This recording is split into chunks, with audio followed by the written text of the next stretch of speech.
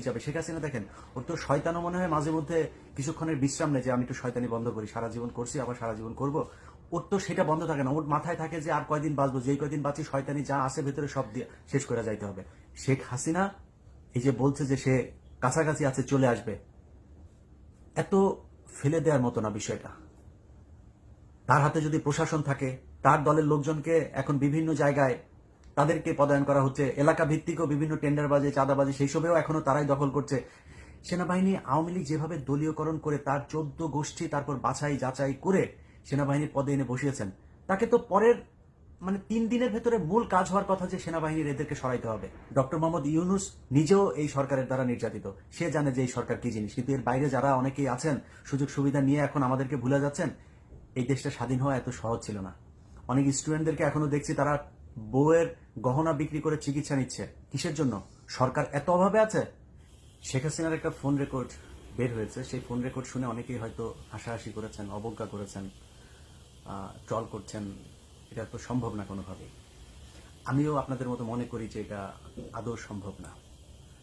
কিন্তু যদি আপনি কিছু বিষয় চিন্তা করেন, ধরেন সবশেষ ডিসি নিয়োগ, সচিবালয়ে এই নিয়োগ নিয়ে হাতাহাতি মারামারি, আলী ইমাম মজুমদারকে নিয়ে যে আলোচনা সমালোচনা যেগুলো চলছে, পুলিশের গুরুত্বপূর্ণ কিছু পদের ভেতরে আপনি র্যাবের ডিজির কথাও যদি চিন্তা করেন, যে এই মনিরুল এবং বেনজির এই খুনিদের সাথে যার চরম সখ্যতা ছিল, সে র্যাবের ডিজি, তারা আবার 1 বছরের জন্য ইয়েও বাড়ানো হচ্ছে। তো এইসব বিষয়গুলো যদি আপনি দেখেন, তার সাথে শেখ হাসিনা গত 15 বছরে যে লুটপাট সে আর তার পরিবারের লোকজন করেছে, সেই লুটপাটে তো বাংলাদেশের রিজার্ভ এখন বলা হচ্ছে $20 বিলিয়ন। এই 20 বিলিয়নের কত গুণ যে শেখ হাসিনা তার পরিবারের কাছে আছে সেটা আপনারা সহজেই অনুমান করতে পারেন।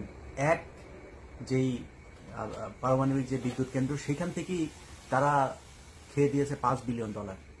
এবার কত বিলিয়ন ডলারের মালিক তারা এই কয় বছর হয়েছে সেটা একটু চিন্তা করে দেখেন। সো এই যে টাকা পয়সা, এই টাকা পয়সা দিয়ে তো সব সময় তারা চেষ্টা করেই যাবে। শেখ হাসিনা দেখেন, ওর তো শয়তানও মনে হয় মাঝে মধ্যে কিছুক্ষণের বিশ্রাম নেই যে আমি একটু শয়তানি বন্ধ করি, সারা জীবন করছি আবার সারা জীবন করব।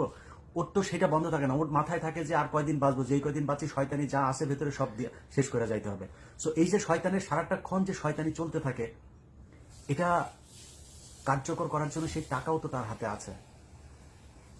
এখন সে যদি সেটা করে, একটা ছোট্ট কথা বলি, ধরেন আমাদের দেশে এই মুহূর্তে যারা সরকারে আছেন, আমি ডক্টর মোহাম্মদ ইউনুস, তিনার প্রতি বাংলাদেশের প্রতিটা মানুষ, আমার মনে হয় কে আওয়ামী লীগ করে, কে বিএনপি করে, কে জামাত করে, বাংলাদেশে যারা আছেন, সরি আওয়ামী লীগ বাদ, এর বাইরে সাধারণ মানুষ, বিএনপি জামাত যারা যারা আছেন, সবাই কিন্তু হয়তো বিএনপির লোকজন চেষ্টা করছে যে তারা ক্ষমতায় আসবে, জামায়াতের লোকজন চেষ্টা করছে তারাই ক্ষমতায় আসবে, কিন্তু আমার মনে হয় কারো ওই ধরনের অভিযোগ ক্ষোভ নাই ডক্টর মোহাম্মদ ইউনুসের বিরুদ্ধে যে তাকে ক্ষমতা থেকে সরাইতে হবে।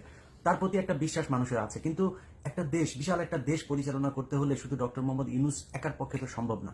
যারা তার আশপাশে আছেন, এক একজনের বিরুদ্ধে এক এক ধরনের কথাবার্তা, এরই মধ্যে নানান বিতর্ক শুরু হয়েছে। এই যে বিতর্কগুলো হচ্ছে, আপনি চিন্তা করেন যে দেশ পরিচালনা করতে গিয়ে একদম ইমিডিয়েট যদি আমি আপনাদের যে স্বপ্ন নিয়ে এই দেশটা স্বাধীন হয়েছে এবার সেটা নিয়ে যদি কথা বলি, এখানে সেনাবাহিনীর একটা ধরপাকড় হওয়া প্রয়োজন ছিল, সেটা হয় নাই। সেনাবাহিনীর ভেতরে তো এই গত 15 বছরে সেনাবাহিনীকে তো আর সেনাবাহিনীর জায়গায় রাখা হয়নি। মানুষ মানে কি বলবো যে বাজে কথাও তাদেরকে ডেকে থাকে।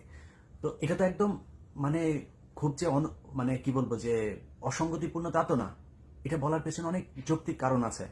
আমি গত 2-3 দিন আগেও দেখলাম যে সেনাবাহিনীর লোকজন এই ডক্টর মোহাম্মদ ইউনুসের সাথে যে থাকেন, 2-3 জন অফিসার তার পাশে দেখলাম, 2-3 জনের সবার পেট মোটা, বিশাল বড় পেট। এইটা সেনাবাহিনী কিভাবে সম্ভব? এই সেনাবাহিনী দিয়ে দেশ রক্ষা করা যাবে, সার্বভৌমত্ব রক্ষা করা যাবে, যুদ্ধ করা যাবে? প্রশ্নই আসে না। এর আগে এক সেনাপ্রধান ছিল শফি, সে বলেছে তাদেরকে ভাত খেতে দিচ্ছে 3 বেলা। এটা বিশাল আকারে একটা সফলতা আওয়ামী লীগ সরকারের। শেখ হাসিনার প্রতি কৃতজ্ঞতা জানিয়ে তিনি টক শোতেও কথা বলেছেন। এই যে কাজগুলো করে গেছে, এটা করে সেনাবাহিনীকে ধ্বংস করে গিয়েছেন। সেনাবাহিনী আওয়ামী লীগ যেভাবে দলীয়করণ করে তার 14 গোষ্ঠী তারপর বাছাই যাচাই করে সেনাবাহিনীর পদে এনে বসিয়েছেন, তাকে তো পরের 3 দিনের ভেতরে মূল কাজ হওয়ার কথা যে সেনাবাহিনীর এদেরকে সরাইতে হবে। পুলিশের ভেতরে এখনো পর্যন্ত অনেক পুলিশের, আপনি খুলনা রেঞ্জের ডিআইজি হচ্ছে রেজা, আরে সারা জীবন খুনের সাথে জড়িত, জাসদ ছাত্রলীগ করে এসছে, তাকে বসানো হচ্ছে সেই জায়গায়। এরকম আরো অনেকেই আছে যাদের নাম আমরা আস্তে আস্তে বলবো। আমি গণমাধ্যমের কথা যদি বলি, দেখেন গণমাধ্যমে আরটিভির আশিকুর রহমান, এই আশিক হচ্ছে পলাচ্ছে, সে 14 অথবা 15 তারিখে তার ফ্লাইট, একটু বলে রাখলাম যে অবশ্যই আশিককে আটকান। তার ব্যাপারে অনেক অভিযোগ আছে।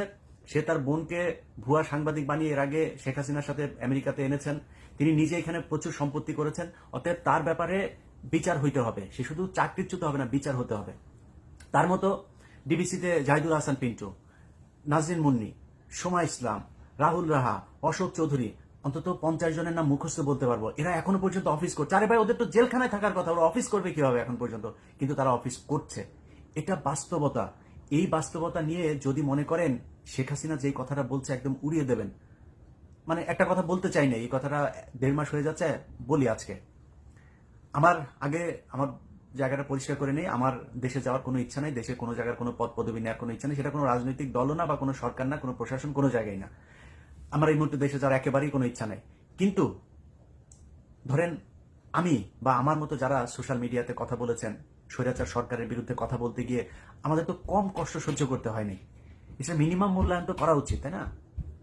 1.5 মাস সময় অতিবাহিত হচ্ছে, আজ পর্যন্ত কোনো একজন উপদেষ্টা, কোনো একজন সরকারের নিম্ন স্তরের কোনো একজন মানুষও কেউ কি বলেছে যে আচ্ছা দেশের বাইরে এই সরকারের রোষানলে পড়ে কারা কারা দেশের বাইরে আছে এবং তাদের মামলা টামলাগুলোর কি অবস্থা, কি মামলা তাদের বিরুদ্ধে? কেউ কি এটা নিয়ে কোনো পদক্ষেপ আছে? দেশ পেয়েছেন আর বসে বসা তারপরে খাবেন আরামে, এই জন্য তো দেশ স্বাধীন হয়। দেশ চালান, কোনো সমস্যা নেই, আমার এটা নিয়ে কোনো অভিযোগ নাই। কিন্তু কথা হলো যে এই মানুষগুলো নিয়ে তো আপনাদের একটু চিন্তা করা উচিত ছিল, তাই না? এইটুকু কৃতজ্ঞতা বোধ তো থাকা উচিত। খোঁজ নিয়ে দেখেন না দেশের বাইরে যারা আমার শত্রু বন্ধু যে যেখানে থেকে কথা বলেছে, শুনেন যে তাদের পরিবারের উপরে কি স্টিমুল্লাহ চলেছে। আমার বাসায় যখন রাত 2টা-3টা বাজে বাংলাদেশ সময় যখন এখানে কল করতো, এই যে এই সময়টা আমেরিকান সময়ে, এই আমি যে সময় রেকর্ড করছি আমেরিকা এখন দুপুর, বাংলাদেশে মধ্যরাত, এই সময়টার পর থেকে 4-5 ঘন্টা ভোর রাত পর্যন্ত যদি কোনো ফোন আসতো, মানে কলিজাটা একদম চিপ দিয়ে ধরতো। কেমন লাগতো সেটা আমি জানি। আর বাসার নিচে যখন পুলিশ গিয়ে উপরে কলিং বেল চাপতো, উপর থেকে নামতে আসতে বলতো আমার পরিবারের মানুষদেরকে, তখন তারা জানে কেমন লাগতো। এটা তো আপনি করেন নাই।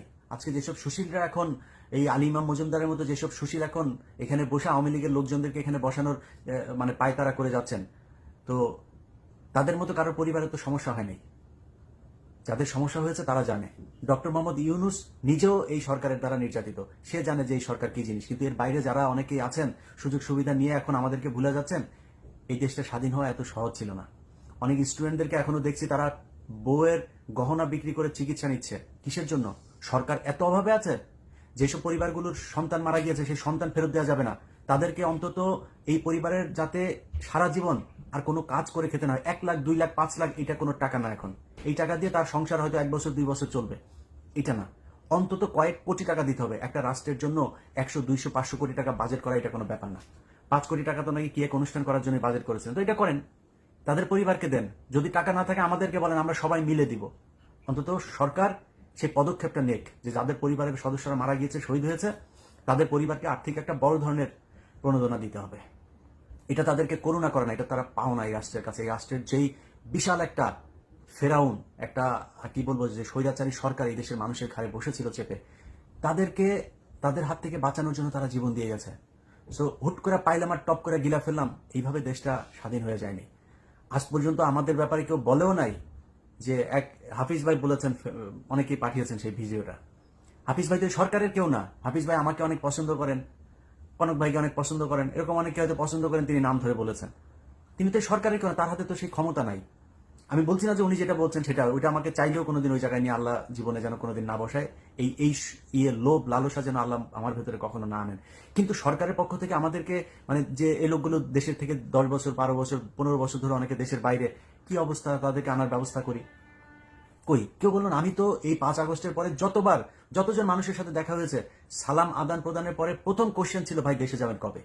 কোনো ক্ষেত্রে সালামেরও আগে দেখা হইলেই, ভাই দেশে কবে যাবেন? আমার মনে হয় আমার মতো যারা দেশের বাইরে আছেন, রাজনীতিবিদ, সাংবাদিক, সামাজিক সংগঠনের সাথে জড়িত, যে জায়গায় আছেন, এই সরকারের রোষানলে যারা দেশের বাইরে আছেন, সবাই মানে ঘরের বাইরে গেলে কারোর সাথে দেখা হলে এই প্রশ্নের মুখোমুখি হইতে হয়। কিন্তু সরকারে যারা আছেন তাদের একবারও কি মনে হয় নাই যে আচ্ছা এই যে মানুষগুলো যে আগে দেখতাম ইউটিউব ফেসবুকে দেখতাম এত সরকারের সমালোচনা করতো, এই লোকগুলি তো ভুক্তভোগী, ওদের কি সমস্যা, কি ওরা দেশে আসে না কেন, দেখি একটু। আবারও বলছি, অন্তত সামনের 5 বছরের মধ্যে আমার দেশে যাওয়ার কোনো সম্ভাবনা নাই। কিন্তু সরকারের কাছ থেকে এইটুক কৃতজ্ঞতা বোধ অন্তত তো আশা করতে পারি, তাই না? ডক্টর মোহাম্মদ ইউনূস না হয় উনি প্রধান উপদেষ্টা, ওনার 4-5টা মন্ত্রণালয় সব সামলাতে হচ্ছে, উনি ব্যস্ততা নিয়ে থাকবেন। এখানে আলাদা আলাদা মন্ত্রণালয় ভাগ করে দেওয়া হয়েছে তো না? কারো কেউ বলতে পারে নাই?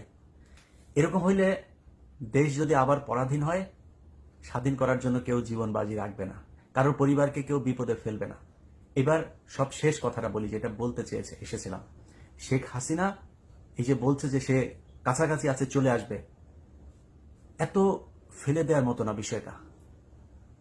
তার হাতে যদি প্রশাসন থাকে, তার দলের লোকজনকে এখন বিভিন্ন জায়গায় তাদেরকে পদায়ন করা হচ্ছে, এলাকা ভিত্তিকও বিভিন্ন টেন্ডারবাজি, চাঁদাবাজি, সেই সবেও এখনো তারাই দখল করছে। বিএনপির লোকজন দুই এক জায়গায় 2-4 হাজার 5,000 টাকা চাঁদাবাজির ঘটনায় প্রথম আলো সবার আগে টপ লাইন করে হেডলাইন লিড নিউজ করছে। ওই এতদিন তো প্রতিটা এলাকায়, যেই এলাকাতে এখন বলা হচ্ছে যে ওই জায়গায় বিএনপির এই লোক চাঁদাবাজি করেছে, ওই জায়গায় আওয়ামী লীগের লোক চাঁদাবাজি করে না, ওই জায়গায় ওইটা নিয়ে নিউজ ছিল নাকি আপনার? কয়টা নিউজ ছিল? সারা দেশটাই তো চাঁদাবাজিদের আখড়া ছিল। শেখ হাসিনা যে প্রথম আলো অফিসের পিছনে আপনার ওয়াসা ভবনটা আজকে 15 বছর ধরে এই তাসকিন আহমেদ আপনার করলো কি, তাসকিন খান খান না কি যেন, তো সেখানেও সে হচ্ছে শেখ কামালের বন্ধু ছিল, শেখ রেহানার সাথে খুব ভালো টাইস ছিল তার, এখন সে ওখানে বসেছিল, টাকা পয়সা দিত, ভাগাভাগি হইতো, কই তারা তো সরানোর জন্য কিছু করে নাই। এখন বিএনপির লোকজনের সব দোষ, কোথায় 2,000-5,000 টাকা? আরে ভাই, বিএনপি বিশাল একটা দল, তারপরেও শোনার সাথে সাথে তারেক রহমান সেখান থেকে বহিষ্কার করছে। এটা বিশাল আকারের ব্যাপার হয়ে গেছে। হ্যাঁ, কোথাও যদি হয়ে থাকে আমি সেটাকে ঘৃণা